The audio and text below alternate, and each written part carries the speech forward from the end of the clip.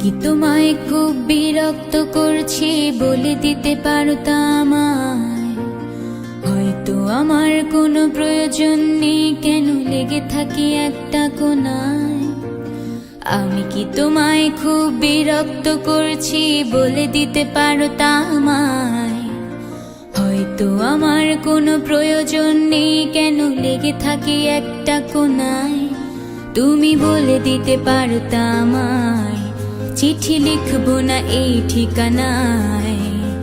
আমারও তো মন ভাঙে, চোখে জল আসে, আর অভিমান আমারও তো হয়, অভিমান আমারও তো হয়।